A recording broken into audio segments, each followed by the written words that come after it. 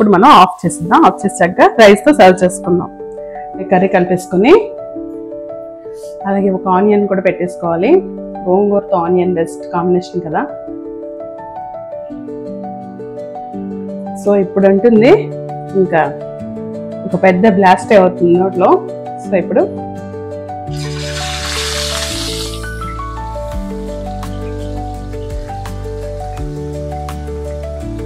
మనం దీన్ని సరిపోయినట్టు కొంచెం పసుపు వేసుకుందాం. హలో అండి, ఈ రోజు మనం చేయబోయే రెసిపీ గోదావరిలో స్పెషల్ అయిన రొయ్యలు గోంగూర కర్రీ అండి. అయితే మామూలుగా మనం రొయ్యల కూర అండ్ గోంగూర చేస్తూ ఉంటాం, కానీ అథెంటిక్ గోదావరి రొయ్యలు ఉంటాయండి. ఫ్రెష్ రొయ్యలు అలాగే గోంగూరతో చేసిన ఆ కర్రీ టేస్ట్ మాత్రం డిఫరెంట్ అండి. అసలు ఎంత ఫ్రెష్ గోంగూర అలాగే ఫ్రెష్ గోదావరి రొయ్యలు ఉంటే చాలా చాలా బాగుంటుంది. బట్ మనకి అవైలబుల్గా గోదావరి రొయ్యలు ఎప్పుడూ ఉండవు కాబట్టి మనం పచ్చి రొయ్యలతో గోంగూర కర్రీ ఈరోజు చేద్దాం. సో ఇప్పుడు మనం ఇలా నీట్గా కడుక్కోవాలండి రొయ్యల్ని. ఇక్కడ మధ్యలో చూసారా ఇలా స్ప్లిట్ చేశాను మొత్తం అంతా. ఇలా చూసారా రెండింటికి మధ్యలో ఈ మధ్యలో ఉన్న నరం తీసుకున్నాను, మొత్తం క్లీన్ చేస్తాను. అండ్ గోంగూర కూడా చక్కగా ఆకులు మాత్రం కడుక్కోవాలి. ఇక్కడ నేను 2 ఆనియన్స్ 2 టమాటోస్ తీసుకున్నాను, ఒక 4 to 5 గ్రీన్ చిల్లీస్, అలాగే కరివేపాకు, అల్లం వెల్లుల్లి చేస్తాను. ఇంకొంచెం గరం మసాలా చేస్తాను, తర్వాత చూస్తాను. చూడండి ఎంత నీట్గా కడుక్కున్నాను. చక్కగా ఇలా ఆకు తీసుకొని నీట్గా కడిగి పక్కన పెట్టేసుకోండి. ఇప్పుడు దీన్ని మనం ఉడకబెట్టుకుందాం. గోంగూరని వేయించుకుందాం. దానికోసం కొంచెం ఆయిల్ ఎక్కువ వేసుకోవాలండి. ఇక్కడ నేను అప్రాక్సిమేట్లీ 2 స్పూన్స్ మాత్రం యాడ్ చేశాను. ప్యాన్ కొంచెం వేడికిన తర్వాత గోంగూరని వేసుకుందాం. చూడండి గోంగూర ఎంత వేయాలంటే 1/2 కిలో రొయ్యలు కదా, 1/2 కిలో రొయ్యలకి నేను ఇక్కడ చూడండి చూడండి ఇది కొంచెమే, అంటే దాదాపు 2 గుప్పిళ్ళ వరకు వేయాలి. అలాగే కొంచెం పసుపు, కొంచెం కారం, అలాగే కొంచెం ఉప్పు కూడా వేసుకుందాం. ఇప్పుడు దీన్ని మూత పెట్టుకొని మగ్గిద్దాం. మగ్గేలోపు మనం రొయ్యలను కూడా ఫ్రై చేసుకుందాం.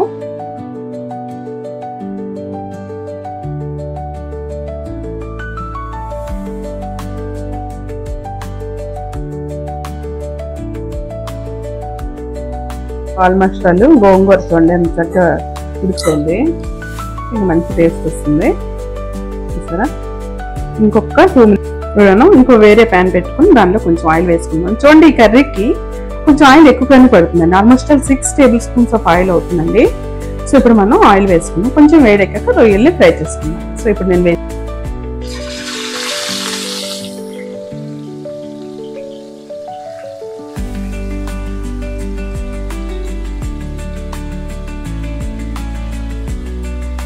బాగా ఫ్రై చేసుకోవాలి. అయితే రొయ్యల్ని డైరెక్ట్ గా మనం పోపులో కూడా వేసుకోవచ్చు, బట్ ఇలా ఫ్రై చేస్తేనే బాగుంటుందండి. ఇప్పుడు మనం దీన్ని సరిపోయినట్టు కొంచెం పసుపు వేసుకుందాం, చక్కగా కలుపుకుందాం. కలుపుకొని కొంచెం ఫ్రై అవనిద్దాం. ఇక్కడ ఎన్ని వాటర్ వచ్చాయో ఈ వాటర్ అంతా ఇవాపరేట్ అయిపోవాలండి. చక్కగా కొంచెం పసుపు వేసాం కదా, నీసు వాసన అంతా పోయి చక్కగా రొయ్య అన్నది మంచి టేస్టీగా తయారవుతుంది అనమాట, బాగా ఉడుకుతుంది. సో ఇంకా మనం నెక్స్ట్ ప్రాసెస్ లోకి వెళ్దాం. ఓకే, సో డైరెక్ట్ గా ఉండేదానికి అలాగే ఇలా వేరువేరుగా గోంగూరని రొయ్యల్ని ఫ్రై చేసి ఉండేదానికి చాలా డిఫరెన్స్ ఉంటుందండి. సో దీన్ని ఇంకా టేస్టీగా ఎలా చేయాలో కొన్ని టిప్స్ ఉంటాయి. సో ఈ వీడియో చివరి వరకు చూడండి. And don't forget to like, share, comment and subscribe my channel. First of all ఒక లైక్ కొట్టండి. అలాగే నా కంటెంట్ మీకు యూస్ఫుల్ అయితే కనుక లైక్ కొట్టండి. అండ్ బెల్ ఐకాన్ని క్లిక్ చేయడం అసలు మర్చిపో. చూడండి గోంగూర ఎంత బాగా మగ్గిపోయిందో. ఇలా చక్కగా మగ్గిపోవాలండి. అయితే కొంతమంది ఏం చేస్తారంటే మిక్సీ చేస్తారు, అసలు అలా మిక్సీ చేయకూడదండి. గోంగూరని చక్కగా మీరు ఉడికించండి వీలైనంత వరకు. ఇప్పుడు రొయ్యలన్నీ చక్కగా వేగిపోయాయి కదా, రెడ్ కలర్ లోకి వచ్చేసాయి మాక్సిమం. ఇప్పుడు 5 మినిట్స్ అయ్యాయి. సో ఈ మాత్రం వేగితే చాలు, తర్వాత మిగతా మళ్ళీ కర్రీలో ఉడుకుతాయి అన్నమాట. సో ఇప్పుడు మనం రొయ్యలన్నీ తీసి పక్కన పెట్టేసుకుందాం. ఈ ఆయిల్ చాలా ఫ్లేవర్ఫుల్ గా ఉంటుంది కాబట్టి ఈ ఆయిల్ని అసలు వేస్ట్ చేసుకోవద్దు. అయితే రొయ్యలు ఫ్రై చేసేటప్పుడు కారం వేయొద్దండి. కారం వేస్తే మొత్తం అంత కలర్ మారిపోతుంది, ఎందుకంటే ఈ ఆయిల్ తో పాటు కారం కూడా మాడిపోయే ఛాన్స్ ఎక్కువ ఉంటుంది కాబట్టి కారం వేయద్దు. కారం మనం కర్రీలోనే వేసుకుందాం. సో మనం ఇప్పుడు వేసుకున్న ఆయిల్లోనే కొంచెం ఒక 1/2 స్పూన్ వరకు జీలకర్ర వేసుకోండి. ఇంకోండి కొంచెం దాల్చిన చెక్క వేసుకోండి. ఇంకోండి ఒక 2 మగ్గుల. ఇప్పుడు దీనిలోనే మనం కట్ చేసి పక్కన పెట్టుకున్న ఆనియన్స్ వేసుకుందాం.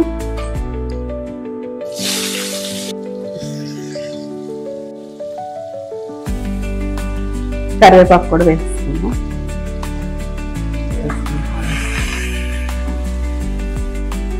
ఫ్రై చేసుకోండి చక్కగా. ఈ ఆనియన్స్ చాలా బాగా ఫ్రై అవ్వాలండి, గ్రేవీ రావాలి మనకి. ఇప్పుడు అల్లం వెల్లుల్లి పేస్ట్ కూడా వేసుకున్నాం. కచ్చపచ్చ దంచుకొని వేసుకున్నాం.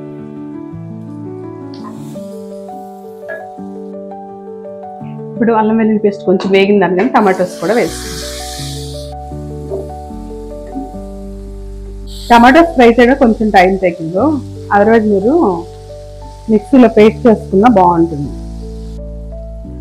సరిగ్గా ఇలా కొంచెం వేగిందనగానే ఇప్పుడు మనం మిగతా ఇంగ్రీడియంట్స్ యాడ్ చేద్దాం. ఆల్రెడీ రొయ్యల్లో వేసాం కాబట్టి కొంచెం పసుపు, అలాగే కారం ఒక 1/2 స్పూన్ వరకు వేసుకోండి, ఎందుకంటే మనం ఆల్రెడీ పచ్చిమిర్చి వేసాం కదా. అలాగే ఉప్పు, గోంగూరలో ఆల్రెడీ వేసాం, రొయ్యల్లో జస్ట్ స్ప్రింకిల్ చేశాను. ఇప్పుడు మన గ్రేవీకి సరిపోయినట్టు ఉప్పు వేసుకున్నాం, తర్వాత అడ్జస్ట్ చేసుకోవచ్చు. ఇదంతా కలుపుకున్నాం ఒకసారి. చూసారు అంత ఆయిల్ వేసినా అది కొంచెం ఇంకా అడుగు పెట్టినట్టు రెడీ అయిపోతుంది. మొత్తం అంతా కలిపిస్తున్నాం. రొయ్యలు కొంచెం వాటర్ వేసుకున్నాం.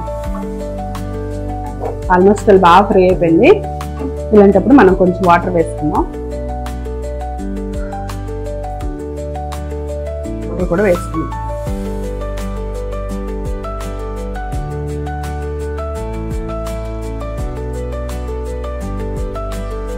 ఇది చక్కగా ఫ్రై చేసుకుందాం. ఈ మసాలాతో పాటు ఫ్రై చేసుకొని కొంచెం ఉడికిన తర్వాత లాస్ట్లోనే మనం గోంగూర వేయాలి, ముందుగా వేయకూడదు.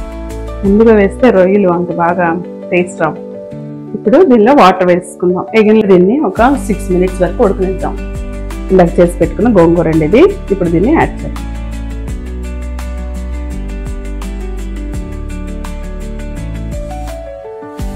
ఆంధ్ర మాతని గోంగూర నూరికి అందరికీ అంత రుచి, మరి అంత బాగుంటుంది.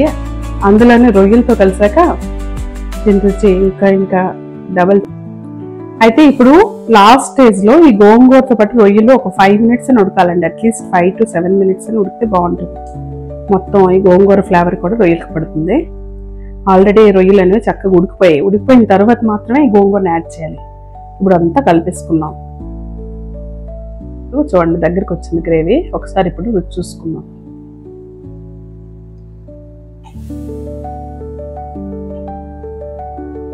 చూడడానికి చాలా టెంప్టింగ్గా ఉంది కదా. ఇప్పుడు ఆల్మోస్ట్ చాలా మన కర్రీ రెడీ అయిపోతుంది. చూసారా చివర ఆయిల్ అంతా ఫార్మ్ అయిపోయింది. ఇదిగోండి ఆయిల్ అంతా ఫార్మ్ అయిపోయింది. సో మన కర్రీ రెడీ అయిపోతుంది. 1/2 కిలో రొయ్యలకి అయితే 2 గుప్పులు గోంగూర సరిపోతుంది కరెక్ట్గా. ఈ గోంగూర రొయ్యలు పికిల్ కూడా చేస్తారండి, అది కూడా చాలా బాగుంటుంది. వెస్ట్ గోదావరిలో చాలా ఫేమస్ అది. ఇప్పుడు మనం ఆఫ్ చేద్దాం. ఆఫ్ చేసాక రైస్తో సర్వ్ చేసుకుందాం. కొంచెం రైస్ పెట్టుకొని వేడి రొయ్యల కర్రీతో తిన్నాం. కొంచెం గ్రేవీ అయినా చాలా చాలా రుచిగా ఉంటుంది.